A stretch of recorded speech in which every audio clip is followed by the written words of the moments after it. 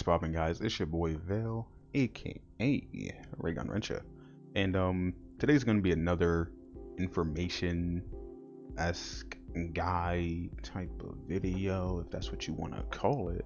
But before I get into that, make sure you like the video, subscribe, yada yada yada. You know the drill, and be sure to join the Discord. Discord has a lot of information and a lot of higher level players. I like to think that I'm amongst them, but join the Discord. You'll have an easier time gathering information instead of like scrambling for videos, because I don't think a lot of the content creators at the moment are focusing on like the information aspect. They're kind of just doing summons.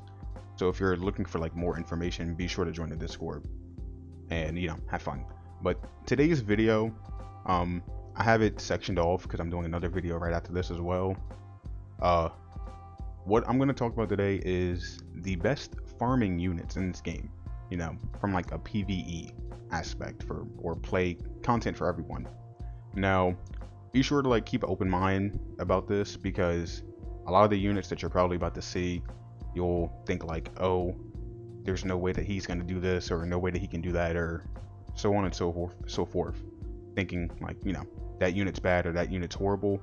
But as you can see, there's been a lot of people that have changed their mindset lately about some units. Like in the case of Simon, I've been praising that dude Simon from day one, and now there's some people that like, switched up, and now everybody's URing Simon all of a sudden, But that's not the point. The units that I'm about to mention are really good at farming. Some of them do it at a different pace, and some of them give you like 100% clear rate when you're farming stuff. So just keep that in mind, and just keep that on top of your head. Now, number 5 that I'm gonna go over, he's kind of like, he's not at the bottom because he's the worst. He's at the bottom because he's a SR, and his stats are just slightly different than everybody's. I'm gonna turn on night mode for this. Is Weinheit. Now you're probably thinking like, who the fuck is Weinheit? What's a Weinheit, my nigga? Like, who is this? Who are you? Like, who's mans? But that's not. Don't even worry about that. Weinheit is actually a really solid farming unit, way more than I thought so. Like his natural attack and his natural base stats aren't like the best because he's an SR, but overall he does have a nice kit that you can work with, because of both his skills are AoE, and then his Ogi has penetration, and his passive also increases penetration, which means like any like high defense unit, he's relatively going to be chunking through them and doing whatever he wants to them. But talking about his kit overall, rank 1 and rank 2 both have the same damage scaling at 120%, but they're both AoE. So it's a really strong wave clear tool. At rank 2 is when this gets very interesting though. At rank 2, he gains seal attack skills for his skill 1 on all enemies. And on rank 2 for his skill 2, he gains seal stance for 1 turn. Now you probably aren't like super sure on what each of these do, but pretty much it's like a bootleg Gelter skill that stops any attack skills on his rank 1, and it's a stance counter for anybody. So like anybody like Meliodas or enemies that would stance up and decrease defense or decrease damage taken or anything like that, he can cancel and seal it and stop people from using it. Now with both of these being AoE, it's pretty much ensuring that you're going to be chunking them. They're just going to have to sit there and take it, or they're going to have to rely on buffs. But for the most part, the buffs aren't going to help them because they can't attack and utilize the buffs. And then since he has penetration, if it's a defense buff, it won't matter because he's going to go right through it. At rank 3, damage increases of course to 180. It's not the highest, but he does gain a extra turn on his rank 1 for the attack seal. And then for rank 3 on his skill 2, he gains cleanse of all enemy stances. So if they're stanced, he'll cleanse it and he'll seal it for 2 turns. So at base 320 attack, you could just actually build him with attack and crit damage, and because his penetration scales up to 5% each time, it's a 25% increase. He's at a base 20. You could actually roll for penetration on his substats and give him you only need to give him 5%, and based off his his passive. Actually, at the end of each turn, he'll go up by 25. 25 plus 25 is 50. 50% penetration increase for him overall. So, you know, he'll be chunking through people at best. But because he's an SR, his stats aren't the best. So just be on the lookout for that. You might have to invest a little bit into him. The next unit is actually going to be Grimoire. Let me turn on night mode for all of these. Turn on night mode. Night mode. All right, there we go. The next one is Grimoire. Now, Grimoire doesn't have penetration. He doesn't have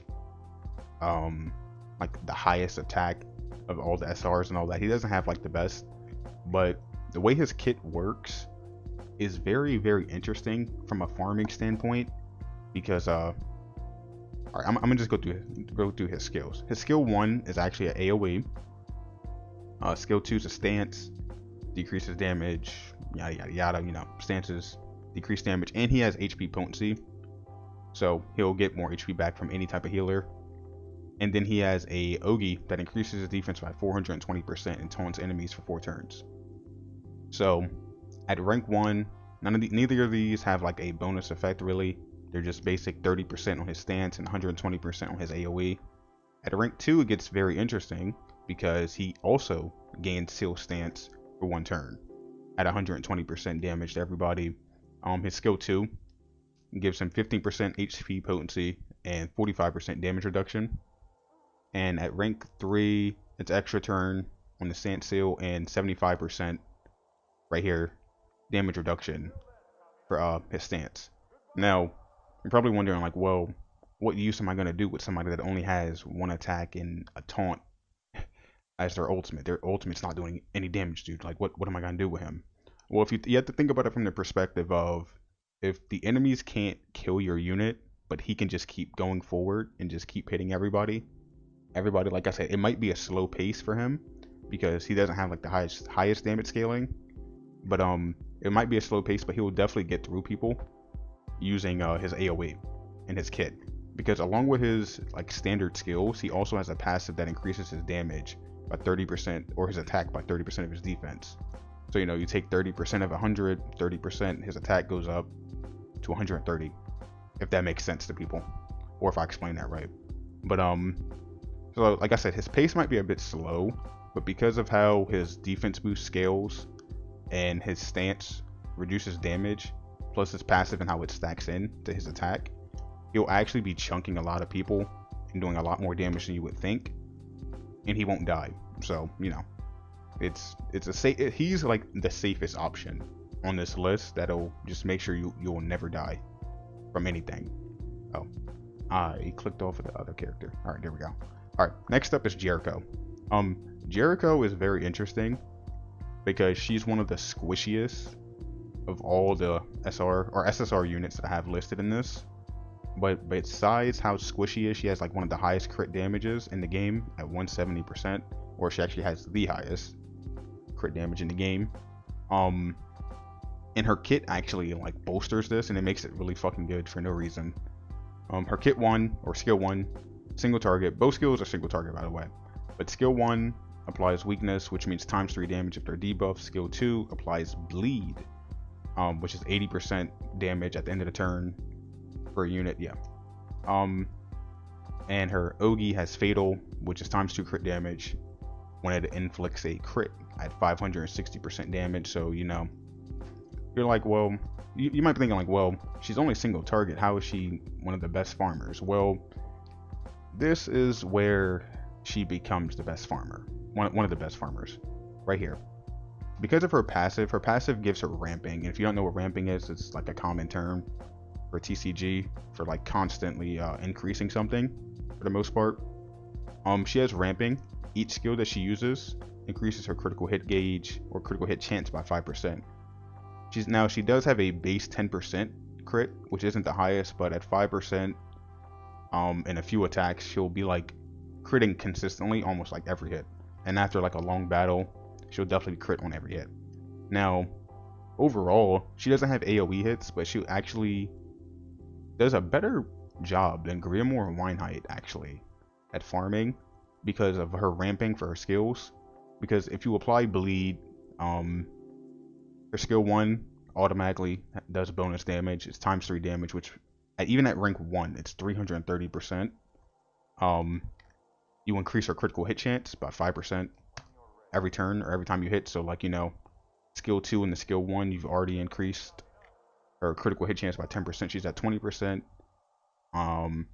If the target has bleed on them and you want to chunk their HP and you do 3 skill 1s, that's 15% critical damage. And this stacks all, by the way. So like, if you hit once and then you hit once, you get the 5%. You don't lose the 5%. You don't lose it transitioning the stages. You don't lose it if an enemy dies. It stays. So after, like, in a long battle, if you're trying to farm like harder stages that are really long, if you pair her with a healer, she like outperforms like 90% of other units. Is actually ridiculous. Yeah. With weakness, bleed, and fatal on Ogi, she's pretty much guaranteed to kill anybody if she like strings skill 2, skill 1, skill 3, because, you know, bleed, weakness, and then fatal on Ogi is gonna give her times 2 crit damage. She's already doing times 3 damage on skill 1. She's guaranteed to almost kill anything, and she doesn't necessarily need Ogi to kill. She can actually kill just off of skill 2 into double skill 1, which is really good. And because her attack stats rather high, excuse me, you can build her with just attack and crit damage, and she just performs perfectly fine, actually. On to the next character, because I actually already clicked over to him like a few 5 or 6 times because I had to change the tabs, is Hauser. Now, as opposed to Jericho, he actually has one of the lower crit damages in the game, but he does have 30% more crit rate than she does at 40%, and more HP than her by about what is it? By like 1,000, by next to 1,000 HP. His attack is a bit lower by like 110, but his kit actually evens out because of his passive and how his skill kit works. So skill 1, 100% damage to everybody with penetration, ignores or increases penetration rate by 3%. Skill 2, AoE, again, critical hit chance increased by 2, 100%. Both skills are at 100%. Both skills, I think, keep the same scaling. Yeah, 250% at max. They both keep the same scaling at each rank. With him having 2 AoE skills, he's pretty much in the same class as Winehype and Grimoire, except Grimoire has 1, of course. Hauser, on the other hand, though, with a base 40% crit chance, if you give him maybe 20% more crit, right? You can build him attack and crit damage. So far, from what I'm saying, like what I know, you can build him attack and crit damage, and then give him 20% more crit, or 10% more crit actually, and he'll always crit on his skill 2. You'll have like a 50% chance to crit on this, and because, you know, like he's a weird unit because his multipliers aren't the highest. He caps out at 250% on each of his, but because like the way his passive leader's instruments like tandems in, and it increases his stats by 8%, of his stats in every ally by 8%, all of these go up by 88%. So like this is actually 48% in battle, not like just flat when you're looking at his stats. This goes up by 48%, or actually no, you take 8% of 40. So yeah, like his critical hit chance goes up, critical hit damage goes up, all of his stats go up by 8%, and with both of his skills being AoE, you can like mow down waves really quick. His Ogi inflicts 350%. That's not the highest AoE that you can really get, but it's okay because it ranks down enemy skills and also reduces enemy gauge by number of skills lowered, which means he pretty much, upon getting Ogi, he'll chunk HP and he'll stop your opponent from doing any further damage with their ultimate if they were to get it. So he's like he's like a stopgap, because he can chunk enemies and then debuff them and stop them from chunking you, while also increasing everybody's stats by 8%. So I would say like that's one of the strongest teams that well, I'll go over the strongest comp that you can make for farming after I do the next character. But Hauser, I think he's better than Jericho because of his base passive and how his kit works, but Jericho definitely has more damage, but Hauser is more consistent. So be sure, like, if you have any of these 4 units, these mostly are like units that you can get at any point that you want. as long as you summon them or if they rotate into the shop. These 4, really strong. The 5th unit that I'm about to go over though is a bit of an awkward unit because you can't really get him anymore until he rotates back into the coin shop. But Sin of Greed Coin Shop Bond is one of, if not the best farmer in the game because of how his kit works. I'm not going into his stats because at this point you should already know about Coin Shop Bond. I'll go over 2 things about his stats. He shares the highest crit damage with Jericho, and he has a base 30%, which is 20% higher than Jericho as well. Skill 1, AoE has 30% lifesteal. Yeah, 30% lifesteal rank 2 and higher. 150%. Yeah, 150% and 250. His percents only increase at rank 3, but at rank 2 he gains lifesteal. Rank 1 does not have lifesteal. He has Snatch, steal stats. If you don't know what Snatch does at this point, you probably haven't even been playing the game right. You know, increases his attack and defense while stealing stats from other opponents. His ultimate's only single target, but that's not even the point for him being a good farmer right here. The reason why Bond is such a good farmer, need some water. The reason why Bond is such a good farmer is because of the tandem between his skill 1 and skill 2. Typically, if you're just auto farming, the AI always is going to use Snatch first, even if it's rank 1, rank 2, rank 3, no matter what, it doesn't matter. 20% stat steal, increasing your own stats by 20%, which means it's in tune, increasing your critical hit chance by 20%, critical hit damage by 20%, so on and so forth, or so forth, not so forth. Means his overall damage output goes out, and considering his skill 1, you'll pretty much be getting it very commonly. You'll get it a lot. You'll just be skill 1ing or skill 2 and the skill 1ing and just chunking waves, taking them down. If you use Coinbond in any of the dungeons, you know how easy he is. He makes the dragon, the one that I was talking about that beats my ass in the other video, a joke. That Snatch into AoE, even though it's an AoE, it just does so much damage with Snatch. Like, I'm not even gonna go too deep into why he's busted, because that dips into PvP and other content and like raid shit.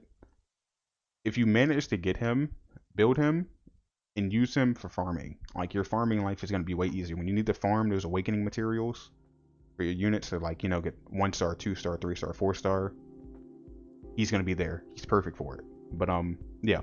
Now, team comp wise, this is where it's going to get kind of interesting. I don't want this video to be any longer than it has to be, so I'm going to keep it down to 1 team. The primary team that I would say you should go with,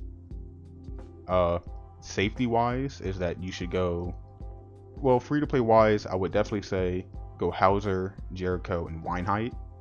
Like, these 3 together, because Hauser's passive 8% increase, which is just an overall boost to stats for both of these 2. Weinheit gives you cleanse and stance clear, so you don't got to worry about anything. And Jericho is like high DPS with ramping, so she'll just get stronger as the battle go on. I would say make sure you link Gila to Jericho. Make sure you link Jillian, or you can link anybody to Weinheit as long as they give them a good stat increase.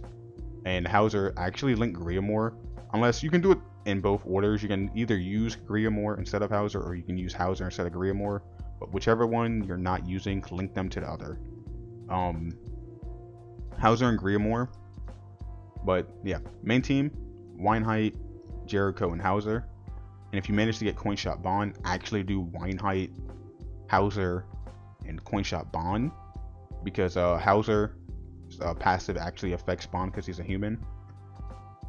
And Snatch just increases like overall AoE damage that the enemy is going to be taking just purely by itself. But yeah. Ooh. It's like a 20-minute video of me talking. Thanks for stopping by. Make sure you like the video, leave a comment. If you got any questions, concerns, anything like that, either hit me up on Discord or hit it down in the comments below. It's been your boy Vale, aka I'm out. She wanna go far, so I told little mama go along. You wonder why I'm here, I won't be back for long. I gotta make moves, no sleep all week in my room. Got another song to write right now.